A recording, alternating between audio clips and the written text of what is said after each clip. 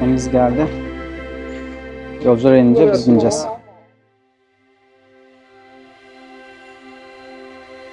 Hayatta böyle değil mi zaten? Birilerinin yerine her zaman yenileri geçiyor. Eskiler gidiyor, unutuluyor, onları onlar yapan her şeyle birlikte. Sonra yeniler geliyor ve böyle sürüp gidiyor. Zaman geçiyor hem de çok hızlı. Sanki biraz yavaşlatmanın zamanı geldi. Elbette durduramayız ama neye yetişmeye çalışıyoruz? Hiçbir zaman anlayamadım. Anlam veremedim bu hıza. Bir yere yetişmeye çalışıyoruz da benim mi haberim yok? Neyse. Şimdi buradayım, Sky Adası'nda.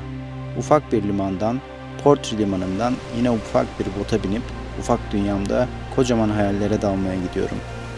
Teknemiz usulca hareket ederken arkamızda kalan Portre yavaş yavaş gözden kayboluyor. Ancak doğanın güzelliği her açıdan kendini göstermeye devam ediyor. Etrafımızda uzanan açık deniz, Isle of Skye'in uçsuz bucaksız vahşi doğasıyla birleşiyor.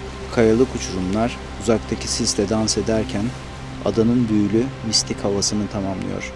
Burası sanki binlerce yıl öncesinden beri hikayelere fısıldayan bir yer gibi. Teknenin kaptanı bizi Razi Adası'na yaklaştırırken adanın tarihi dokusundan ve doğal güzelliklerinden bahsediyor. Razi Adası'nda sadece 160 kişi yaşıyor. Evet, 160. Isle of Skye'in hemen doğusunda yer alıyor bu ada. Küçük bir ada, sakinliği ve yaban hayatıyla adeta zamanda donmuş bir cennet gibi. Yavaş yavaş Razi Adası'nın kıyılarına yaklaştıkça göz alabildiğince uzanan yemyeşil tepeler içimizi huzurla dolduruyor. Isle of Skye'in güzelliklerini bu kadar yakından görebilmek gerçekten çok güzel bir his. Bu ada sadece doğal manzaralarıyla değil, aynı zamanda tarihi ve efsaneleriyle de İskoçya'nın ruhunu taşıyor. Dağlardan süzülen şelaleler, çimenlerle kaplı tepeler ve kıyıların sessiz sakinliği bizi hem bu dünyanın bir parçasıymışız gibi hissettiriyor, hem de sanki tamamen başka bir boyutta geçmişiz gibi. Yavaş yavaş Portre limanına geri dönüyoruz. Ama zihnimizde doğanın bize fısıldadığı hikayelerle ve Isle of Skye'in sonsuz güzellikleriyle dolu unutulmaz bir anı kalıyor.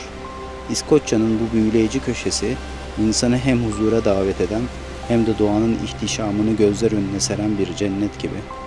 Gerçekten çok sevdim.